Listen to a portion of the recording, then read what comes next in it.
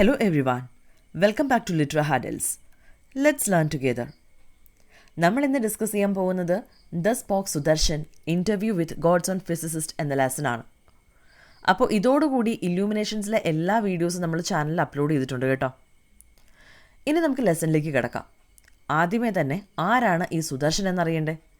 ECG Sudarshan ആരാണെന്നും എന്താണ് അദ്ദേഹത്തിൻ്റെ പ്രത്യേകത എന്നൊക്കെ നമുക്കൊന്ന് നോക്കാം. ECG Sudarshan Enekal Chandi George Sudarshan, also known as ECG Sudarshan, was born on 16th September 1931. He was an Indian-American theoretical physicist and a professor at the University of Texas. He has made major contributions to the field of theoretical physics, especially to quantum optics. 1931 September 16th ജനിച്ച ഏനക്കൽ Chandy George Sudarshan ECG Sudarshan എന്ന പേരിലാണ് അറിയപ്പെട്ടിരുന്നത്. അദ്ദേഹം ഒരു മലയാളി കൂടിയായിരുന്നു കേട്ടോ. അദ്ദേഹം ഒരു ഇന്ത്യൻ അമേരിക്കൻ തിയററ്റിക്കൽ ഫിസിസിസ്റ്റ് ആയിരുന്നു, ഭൗതിക ശാസ്ത്രജ്ഞൻ. ഓക്കെ, ടെക്സസ് യൂണിവേഴ്സിറ്റിയിലെ ഒരു പ്രൊഫസർ കൂടിയായിരുന്നു അദ്ദേഹം. തിയററ്റിക്കൽ ഫിസിക്സിൽ, പ്രത്യേകിച്ച് ക്വാണ്ടം ഓപ്റ്റിക്സിൽ വലിയ ചില മാറ്റങ്ങൾ അദ്ദേഹം വരുത്തിയിട്ടുണ്ട്.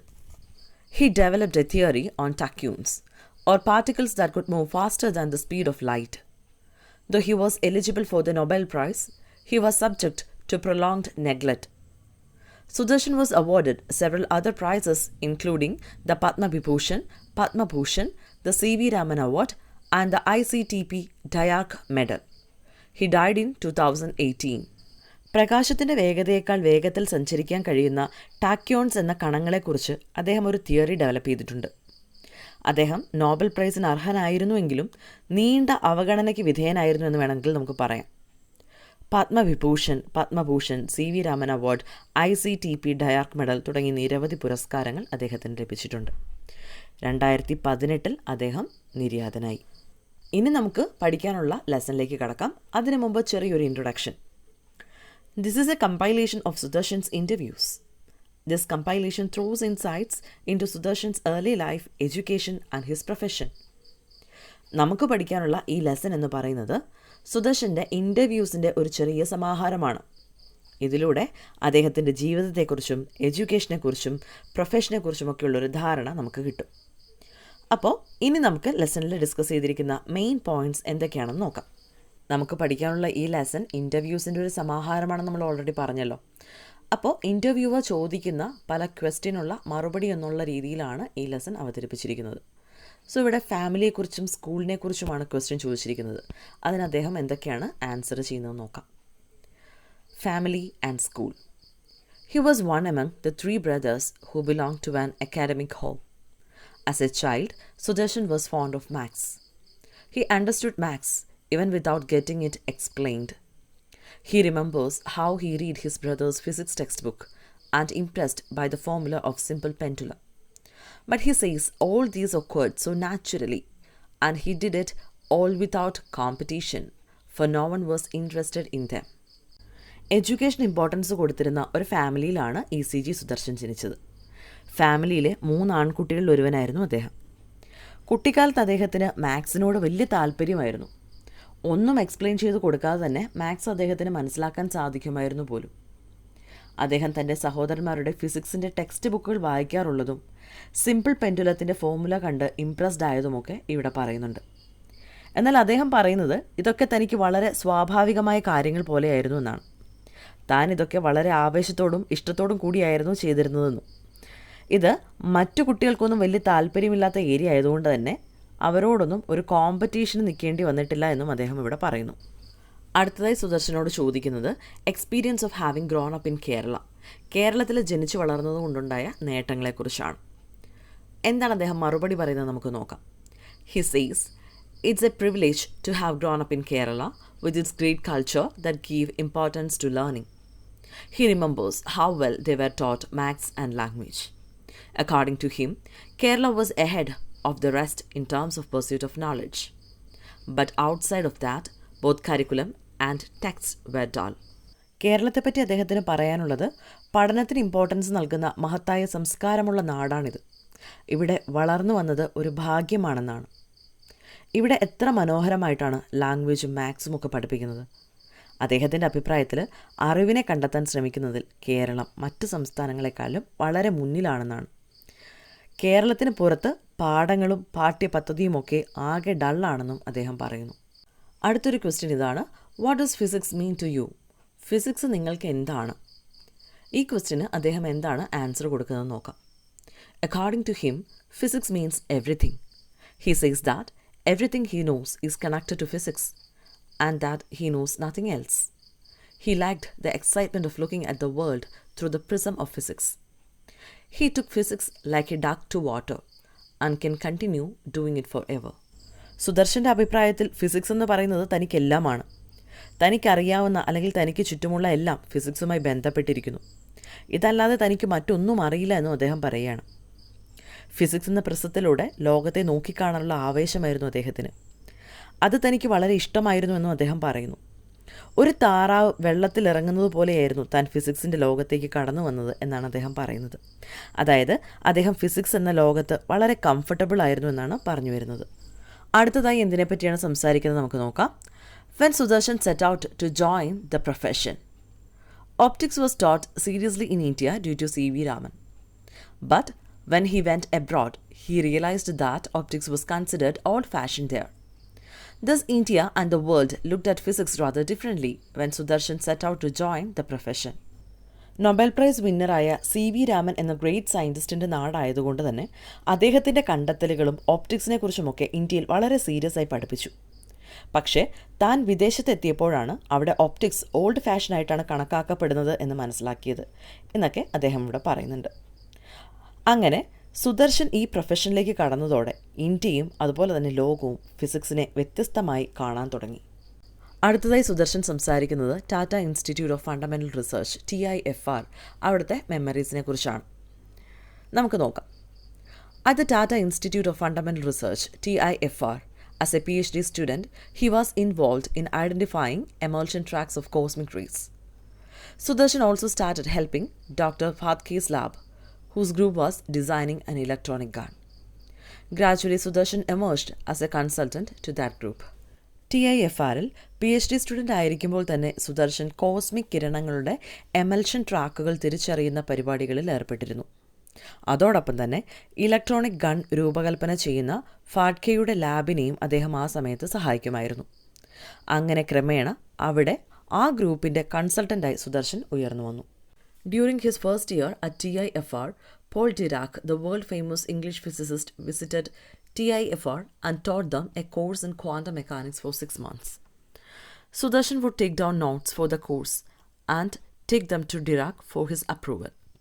This allowed Sudarshan to see him freely and they become almost like friends, allowing the young man to ask all the doubts he had. Though Dirac spoke little, he was friendly towards Sudarshan. TIFRൽ താൻ first year പഠിച്ചുകൊണ്ടിരുന്ന സമയത്താണ് ലോകപ്രശസ്തനായ English ഫിസിസിസ്റ്റായിരുന്ന Paul Dirac TIFR visit ചെയ്യുന്നതും 6 മാസത്തേക്ക് അവരെ quantum mechanics പഠിപ്പിക്കുകയും ചെയ്തിരുന്നത്. അദ്ദേഹം പഠിപ്പിക്കുന്ന കാര്യങ്ങളൊക്കെ കുറിപ്പുകളായി സുദർശൻ എഴുതിയെടുത്ത് ഡിറാക്കിൻ്റെ അഭിപ്രായം അറിയുന്നതിനായി അദ്ദേഹത്തിൻ്റെ അടുത്ത് കൊണ്ടുപോയി കാണിക്കുമായിരുന്നു. ഇത് സുദർശന് ഡിറാക്കിനെ സ്വതന്ത്രമായി കാണാൻ വഴിയൊരുക്കി. അധികം താമസിയാതെ തന്നെ അവർ ഏതാണ്ട് സുഹൃത്തുക്കളെപ്പോലെ ആയിത്തീർന്നു. യുവാവായിരുന്ന സുദർശൻ്റെ എല്ലാ സംശയങ്ങളും ചോദിച്ചു മനസ്സിലാക്കാൻ ഈ സൗഹൃദം സഹായിച്ചു. സുദർശനോട് ഡിറാക്ക് അധികമൊന്നും സംസാരിച്ചിരുന്നില്ലെങ്കിൽ കൂടിയും അവർ തമ്മിൽ നല്ലൊരു സൗഹൃദമുണ്ടായിരുന്നു. അടുത്തതായി അദ്ദേഹം എന്തുകൊണ്ട് അമേരിക്കയിൽ സ്ഥിരതാമസമാക്കി എന്നതിനാണ് മറുപടി പറയാൻ പോകുന്നത്. നമുക്ക് നോക്കിയാലോ. While at TIFR, Sudarshan was asked by the distinguished physicist Robert Eugene Marshak to pursue his PhD at the University of Rochester. Sudarshan completed his PhD in 2 years instead of 5. While his advisor in India told him that he won't make it. At Rochester, they asked where he was all this time. After that, he was offered a job there. In the meantime, Homi J. Bhabha also offered him a job. But Marshak told him that Sudarshan already had one with him. This indirectly means that Sudarshan was settling in US. TIFRലായിരിക്കുമ്പോൾ famous physicist ആയിരുന്ന Robert Eugene Marshak സുദർശനോട് Rochester യൂണിവേഴ്സിറ്റിയിൽ PhD ചെയ്യാൻ ആവശ്യപ്പെട്ടു. സുദർശൻ 5 വർഷത്തിനു പകരം 2 വർഷം കൊണ്ട് PhD പൂർത്തിയാക്കി. ഇന്ത്യയിലുള്ള അദ്ദേഹത്തിൻ്റെ അഡ്വൈസർ പറഞ്ഞിരുന്നത് ഇതൊന്നും നിങ്ങളെക്കൊണ്ട് കൂട്ടിയാൽ കൂടില്ല എന്നായിരുന്നു. എന്നാൽ റോച്ചസ്റ്ററിൽ ചെന്നപ്പോൾ അവർ അദ്ദേഹത്തോട് ചോദിച്ചത് ഇത്രയും കാലം താങ്കൾ എവിടെയായിരുന്നു എന്നാണ്. അദ്ദേഹത്തിൻ്റെ കഴിവുകളെ അത്രയേറെ റോച്ചസ്റ്റർ തിരിച്ചറിഞ്ഞിട്ടുണ്ട് എന്നാണ് പറഞ്ഞു വരുന്നത്. അതിനുശേഷം സുദർശന അവിടെ ജോലിയും വാഗ്ദാനം ചെയ്തു. ഇതിനിടയിൽ ഇന്ത്യയിൽ ഹോമി ജെ ഭാഭയും അദ്ദേഹത്തിന് ജോലി വാഗ്ദാനം ചെയ്തു. എന്നാൽ സുദർശന് തൻ്റെ പക്കൽ ഇതിനകം ജോലിയുണ്ടെന്ന് മാഷാർക്ക് അദ്ദേഹത്തെ അറിയിച്ചു. ഇത് ഇൻഡയറക്റ്റായിട്ട് അർത്ഥമാക്കുന്നത് ഇങ്ങനെ ഓരോ സിറ്റുവേഷനും അദ്ദേഹത്തെ അമേരിക്കയിൽ സെറ്റിലാവാൻ പ്രേരിപ്പിച്ചു എന്നാണ്. റോച്ചസ്റ്ററിലെ അദ്ദേഹത്തിൻ്റെ ദിനങ്ങളെ ഓർത്തെടുക്കുന്നതാണ് നമ്മൾ അടുത്തതായി നോക്കാൻ പോകുന്നത്. The first year was really a memorable one. One day Marshak was out of his country and the responsibility of his 10 students fell upon the next senior professor, Gebbar. Gebbar, who had some personal problems, vested the same along with teaching on Sudarshan. Some of the students were exceptional. With the student Jordan, he would write papers. With the student Curry, he was usually arguing. Eventually, he wrote a paper with the two of them, and it ended up being an intense period for Sudarshan. റോച്ചസ്റ്ററിലെ ആദ്യ വർഷം ശരിക്കും memorable ആയിട്ടുള്ള ഒരു വർഷമായിരുന്നു. ആ സമയത്താണ് ഒരു ദിവസം മാഷാക്കിന് തൻ്റെ ജോലിയുടെയോ മറ്റോ ആവശ്യത്തിന് വേണ്ടിയിട്ട് രാജ്യത്തിന് പുറത്തേക്ക് പോകേണ്ടി വന്നത്. അതോടെ അദ്ദേഹത്തിൻ്റെ 10 വിദ്യാർത്ഥികളുടെ ഉത്തരവാദിത്തം അടുത്ത സീനിയർ പ്രൊഫസർ എന്ന നിലയിൽ പ്രൊഫസർ ഗബ്ബാറിൻ്റെ മേൽ വന്നു. കുറച്ച് പേഴ്സണൽ ഇഷ്യൂസ് ഉണ്ടായിരുന്ന ഗബ്ബാർ ആ ഉത്തരവാദിത്തം സുദർശന് കൈമാറി. ഒരു ടീച്ചറായിരിക്കെയുള്ള തൻ്റെ എക്സ്പീരിയൻസിനെ പറ്റിയാണ് സുദർശൻ അടുത്തതായി പറയുന്നത്.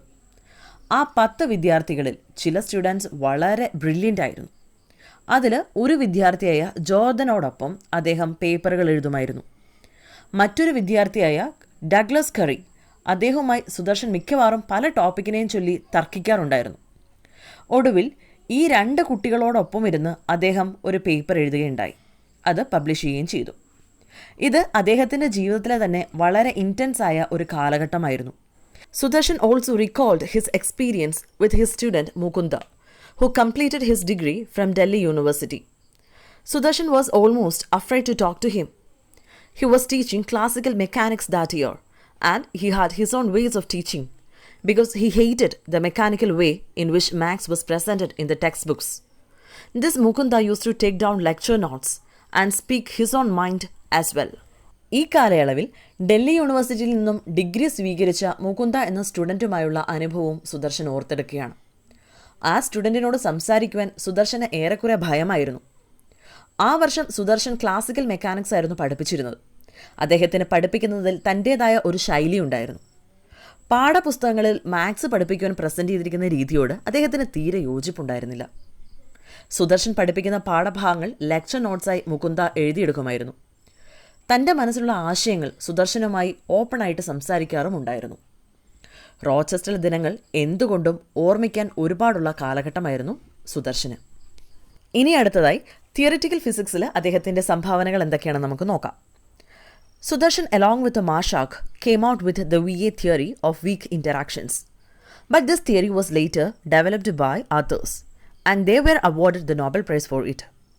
They did something on the top of what he did. Sudarshan, in addition, also contributed to the field of quantum optics, though the Nobel Prize was given to Glauber. സുദർശനും മാഷാക്കും ചേർന്ന് VA തിയറി എന്നൊരു സംഭവം വികസിപ്പിച്ചെടുത്തു. പക്ഷേ ഈ theory വീണ്ടും മറ്റു ചിലർ develop ചെയ്യുകയും അവർക്ക് നോബൽ പ്രൈസ് കൊടുക്കുകയും ചെയ്തു. ഓൾറെഡി സുദർശൻ ചെയ്തു വെച്ചിരുന്നതിൻ്റെ മുകളിൽ ബാക്കി പണികൾ ചെയ്തതായിരുന്നു അവർ. എന്തായാലും അവർക്ക് ചെയ്യാനുള്ള ബേസ് കൊടുത്തത് സുദർശൻ തന്നെയായിരുന്നു. സുദർശൻ ക്വാണ്ടം ഓപ്റ്റിക്സ് എന്ന മേഖലയിലും സംഭാവനകൾ നൽകിയിട്ടുണ്ട്. എന്നാൽ അവിടെയും നോബൽ പ്രൈസ് ലഭിച്ചത് ഗ്ലോബറിനാണ്. The work they both did is being called as Sudarshan Glauber representation. Despite several letters by other physicists to the Nobel Committee, Sudarshan did not gain recognition for his outstanding work. Later he received the Dirac Medal after 10 years. But he says that his life is not dependent on a Nobel Prize. സുദർശനും ഗ്ലോബറും ചേർന്ന് ആ work ചെയ്തിരുന്നതുകൊണ്ട് തന്നെ അതിനെ Sudarshan ഗ്ലോബർ representation എന്ന് വിളിക്കുന്നു. മറ്റു പല ഭൗതിക ശാസ്ത്രജ്ഞന്മാരും Nobel കമ്മിറ്റിക്ക് നിരവധി കത്തുകൾ അയച്ചുവെങ്കിലും സുദർശന് തൻ്റെ മികച്ച പ്രവർത്തനങ്ങൾക്കുള്ള അംഗീകാരം നേടുവാനായില്ല. നൊബേൽ പ്രൈസ് എന്നുള്ളത് എല്ലാ സയൻറ്റിസ്റ്റിൻ്റെയും ഒരു വലിയ സ്വപ്നമാണ്. തികച്ചും നിഷ്പക്ഷമായിട്ടാണോ നൊബേൽ പ്രൈസ് നൽകുന്നത് എന്ന ചോദ്യത്തിന് നോ, അങ്ങനെയല്ല എന്നാണ് അദ്ദേഹം മറുപടി പറയുന്നത്. അങ്ങനെയായിരുന്നുവെങ്കിൽ 1957 തൻ്റെ PhD തീസിസിന് തന്നെ നോബൽ പ്രൈസ് അർഹമായിരുന്നു. തന്നെ അപ്പോൾ നോമിനേറ്റ് ചെയ്യാമായിരുന്നു. അല്ലെങ്കിൽ 10 വർഷത്തിന് ശേഷം തൻ്റെ കോൺട്രിബ്യൂഷൻസിന് വീണ്ടും പരിഗണിക്കാമായിരുന്നു. പക്ഷേ അങ്ങനെയൊന്നും ഉണ്ടായില്ല. പകരം താൻ കണ്ടെത്തിയ തിയറിക്കുമേൽ വർക്ക് ചെയ്ത മറ്റൊരാൾക്ക് അത് നൽകുകയാണ് ചെയ്തത്. എന്നാൽ തൻ്റെ ജീവിതം നൊബേൽ പ്രൈസിനെ ആശ്രയിച്ചായിരുന്നില്ല എന്നും അദ്ദേഹം തുറന്നടിച്ചു. പിന്നീട് 10 വർഷങ്ങൾക്ക് ശേഷം അദ്ദേഹത്തിന് ഡിറാക് മെഡൽ ലഭിക്കുകയുണ്ടായി. ഒരിക്കൽ താങ്കളുടെ പേര് ടാക്യൂൺസ് എന്നതിനോട് ചേർത്ത് പറയുമായിരുന്നു. എന്നാൽ ഇന്ന് അതിനെക്കുറിച്ചൊന്നും കേൾക്കുന്നില്ലല്ലോ എന്ന ചോദ്യത്തിന് അദ്ദേഹം റെസ്പോണ്ട് ചെയ്യുകയാണ്. Usually, as per the theory of relativity, if you give more and more energy to a particle, it can move faster, but can never reach the speed of light. So people said, this is an absolute barrier. There are particles that can travel faster than light, but we are not discovering it. The necessity of discovering such things haven't urged us yet. ഇപ്പോൾ ടാക്യൂൺസിനെ കുറിച്ച് കേൾക്കുന്നില്ലെന്ന് പറയുന്നത് തെറ്റാണെന്നും ഇപ്പോഴും ടാക്യൂൺസിന് പ്രസക്തിയുണ്ടെന്നും അതുപോലെ തന്നെ അതിനെക്കുറിച്ചൊന്നും ആരും ബോധയുടെ അല്ല എന്നുമാണ് സുദർശൻ പറയുന്നത്. ആദ്യമായി താൻ ടാക്യൂൺസിനെ പറ്റിയും അതിൻ്റെ സാധ്യതകളെപ്പറ്റിയും ഒക്കെ പ്രപ്പോസൽ മുന്നോട്ട് വെച്ചപ്പോൾ അത് ശാസ്ത്രമേഖലയിൽ വലിയൊരു ഇമ്പാക്റ്റ് സൃഷ്ടിച്ചിരുന്നു. ആദ്യമേ തന്നെ എന്താണ് ടാക്യൂൺസ് എന്ന് പറഞ്ഞ ശേഷം ബാക്കി പറയാം. റിലേറ്റിവിറ്റി തിയറി അനുസരിച്ച് ഒരു പദാർത്ഥത്തിന് നമ്മൾ കൂടുതൽ എനർജി കൊടുത്താൽ അവ വളരെ വേഗത്തിൽ സഞ്ചരിക്കും. പക്ഷേ പ്രകാശത്തേക്കാൾ വേഗത്തിൽ പദാർത്ഥങ്ങൾക്ക് സഞ്ചരിക്കാൻ സാധിക്കില്ല എന്നാണ് അതുവരെ ലോകം വിശ്വസിച്ചിരുന്നത്. എന്നാൽ അങ്ങനെയുള്ള പദാർത്ഥങ്ങളുണ്ട്. അവയൊന്നും കണ്ടുപിടിക്കാൻ ആരും മെനക്കെട്ടില്ല എന്നതാണ് വാസ്തവം. Even the greatest scientist, Einstein, said that nothing can travel faster than light. But Sudarshan denies it. Einstein made the statement centuries back. It was relevant then, but not today. Obviously, he has said and done many good things. But what is the problem if one thing he said goes wrong? We need not do the same mistake again. So, if you ask me, can anyone find particles that can travel faster than light? My answer would be yes. ഇവിടെ സുദർശൻ പറയുന്നത് greatest സയൻറ്റിസ്റ്റായ Einstein പോലും പറഞ്ഞിരിക്കുന്നത് പ്രകാശത്തിൻ്റെ വേഗതയേക്കാൾ വേഗതയുള്ളത് ഒന്നുമില്ല എന്നാണ്. പക്ഷേ സുദർശൻ ഈ വാദത്തെ എതിർക്കുന്നു. ഐൻസ്റ്റൈൻ ഈ പ്രസ്താവന നടത്തിയത് നൂറ്റാണ്ടുകൾക്ക് മുന്നാണ്, അല്ലേ? അന്ന് അത് റെലവൻ്റ് ആയിരുന്നു. എന്നാൽ ഇന്ന് അത് അങ്ങനെയല്ല. തീർച്ചയായും ഐൻസ്റ്റൈൻ ഒരുപാട് നല്ല കാര്യങ്ങൾ പറഞ്ഞിട്ടും ചെയ്തിട്ടുമൊക്കെ ഉണ്ടായിരുന്നു. അദ്ദേഹം പറഞ്ഞതിൽ ഏതെങ്കിലും ഒരെണ്ണം തെറ്റായതുകൊണ്ട് എന്താണ് പ്രോബ്ലം എന്ന് സുദർശൻ ചോദിക്കുകയാണ്. നമ്മളും ഇന്ന് അതേ തെറ്റ് ആവർത്തിക്കരുത് എന്ന് അദ്ദേഹം ഓർമ്മിപ്പിക്കുന്നു. സോ ലൈറ്റിനേക്കാൾ ഫാസ്റ്ററായി ട്രാവൽ ചെയ്യുന്ന പാർട്ടിക്കിൾ ഉണ്ടോ എന്ന് അദ്ദേഹത്തിനോട് ചോദിച്ചാൽ തീർച്ചയായും യെസ് എന്ന് പറയും എന്നാണ് അദ്ദേഹം പറയുന്നത്. അതാണ് ടാക്യൂൺസ്. ഇന്ത്യയിൽ സയൻസ് ഡെവലപ്പ് ചെയ്യാനുള്ള സൗകര്യമില്ല എന്ന അഭിപ്രായമുണ്ടോ എന്ന ചോദ്യത്തിന് എന്താണ് അദ്ദേഹം മറുപടി പറയുന്നതെന്ന് നോക്കാം. Today many people migrate to foreign lands in pursuit of science, and the explanation they give for that is there they have better facilities. It is not the facilities that we do lack, but a proper scientific temper. Sudarshan says that one doesn't need a laboratory for doing science. I just walk around with my hands in my pocket. Once stricken with an idea, I just take it down on a paper. Our system has a lot of money for the nonsense like God's particle and the like, but no fund for the universities and institutions. ഇന്ന് ധാരാളം ആൾക്കാർ ശാസ്ത്രത്തെ തേടി വിദേശ രാജ്യങ്ങളിലേക്ക് കുടിയേറുന്നുണ്ട്. അവിടെയാണ് അവർക്ക് മെച്ചപ്പെട്ട സൗകര്യമുള്ളത് എന്നാണ് അവർ നൽകുന്ന വിശദീകരണം. എന്നാൽ സുദർശൻ്റെ അഭിപ്രായത്തിൽ സൗകര്യമല്ല, ശരിയായ ശാസ്ത്രീയ മനോഭാവമാണ് നമുക്കില്ലാത്തതെന്നാണ് പറയുന്നത്. സയൻസിൽ കൂടുതൽ കാര്യങ്ങൾ ചെയ്യാൻ നമുക്ക് ലബോറട്ടറി ഒന്നും ആവശ്യമില്ല എന്നും താനൊക്കെ വെറുതെ പോക്കറ്റിൽ കൈയിട്ട് വെറുതെ ഇങ്ങനെ ഓരോന്ന് ചിന്തിച്ച് നടക്കുമ്പോൾ ചില ആശയങ്ങൾ ഉടലെടുക്കും, അതൊരു പേപ്പറിലേക്ക് പകർത്തുന്നതായിരുന്നു രീതി. ദൈവത്തിൻ്റെ കണിക അല്ലെങ്കിൽ ദൈവഗണം എന്നൊക്കെ പറഞ്ഞ് പല നോൺസെൻസിനൊക്കെ മുടക്കാൻ നമ്മുടെ നാടിന് പണമുണ്ട്. എന്നാൽ പല യൂണിവേഴ്സിറ്റികൾക്കും സ്ഥാപനങ്ങൾക്കും പ്രവർത്തിക്കാൻ ഫണ്ടില്ല എന്നതാണ് ഏറ്റവും വലിയ വിരോധാഭാസമെന്നും അദ്ദേഹം പറയുന്നു. അവസാനമായി ഇന്നത്തെ സ്റ്റുഡൻസിന് സുദർശൻ നൽകാനുള്ള മെസ്സേജ് എന്താണെന്ന് നമുക്ക് നോക്കാം. When Sudarshan was a research student, it was considered an opportunity to be able to work on something. Nobody would ask you to do something. It would only be suggested that you do something then you did it. If you did not know enough, then you read up about it or ask different people about it. Sudarshan വിദ്യാർത്ഥിയായിരുന്ന കാലയളവിൽ ആ കാലഘട്ടം എന്ന് പറയുന്നത് എന്തെങ്കിലുമൊക്കെ ചെയ്യാനുള്ള അവസരമായിട്ടായിരുന്നു അദ്ദേഹം കരുതിയിരുന്നത്. നിങ്ങളോട് എന്തെങ്കിലും ചെയ്യാൻ ആരും ആ കാലഘട്ടത്തിൽ ആവശ്യപ്പെടുന്നില്ല. പകരം നിങ്ങൾ എന്തെങ്കിലുമൊക്കെ ചെയ്യണമെന്ന് മാത്രമേ നിർദ്ദേശിക്കാറുള്ളൂ. എന്നിട്ട് എന്തെങ്കിലുമൊക്കെ ചെയ്യാൻ ശ്രമിക്കൂ. അതാണ് വിദ്യാർത്ഥിയായിരിക്കുന്ന കാലഘട്ടത്തിൻ്റെ പ്രത്യേകത എന്ന് പറയുന്നത്. നിങ്ങൾക്ക് എന്തെങ്കിലും ഒരു കാര്യത്തെക്കുറിച്ച് അറിവില്ല എങ്കിൽ നിങ്ങൾ അതിനെക്കുറിച്ച് വായിക്കുക, അല്ലെങ്കിൽ അറിവുള്ള പല ആൾക്കാരോടും ചോദിച്ച് മനസ്സിലാക്കുക. According to Sudarshan, students today need to cultivate the culture of doing things in one's own time, out of one's own curiosity and out of one's own effort, or from discussions with other people. Sudarshan did not believe that our education level has gone down. According to Sudarshan, inspired enquiry needs to be brought back. സുദർശൻ്റെ അഭിപ്രായത്തിൽ ഇന്നത്തെ കുട്ടികൾ സ്വന്തം ജിജ്ഞാസയിൽ നിന്നോ സ്വന്തം പ്രയത്നത്തിൽ നിന്നോ മറ്റുള്ളവരുമായിട്ടുള്ള ചർച്ചകളിൽ നിന്നോ നമുക്കറിയേണ്ടതും കണ്ടെത്തേണ്ടതുമായിട്ടുള്ള കാര്യങ്ങൾ സ്വയം ചെയ്തെടുക്കുന്ന തരത്തിലുള്ള സംസ്കാരം വളർത്തിയെടുക്കേണ്ടതുണ്ട്. വിദ്യാഭ്യാസ നിലവാരം കുറഞ്ഞു എന്നൊന്നും താൻ വിശ്വസിക്കുന്നില്ല എന്നും അദ്ദേഹം പറയുന്നുണ്ട്.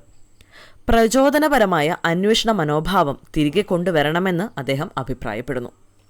ഇന്നത്തെ ഡിസ്കഷൻ ഇവിടെ പൂർണ്ണമാവുകയാണ്. നിങ്ങൾക്ക് ഈ വീഡിയോ ഇഷ്ടമായാൽ തീർച്ചയായും ലൈക്ക് ചെയ്യുക. നിങ്ങളുടെ ഫ്രണ്ട്സിന് ചാനൽ സജസ്റ്റ് ചെയ്യുക. നിങ്ങളുടെ ഫീഡ്ബാക്ക് കമൻസിലൂടെ അറിയിക്കുക. Thank you so much for watching.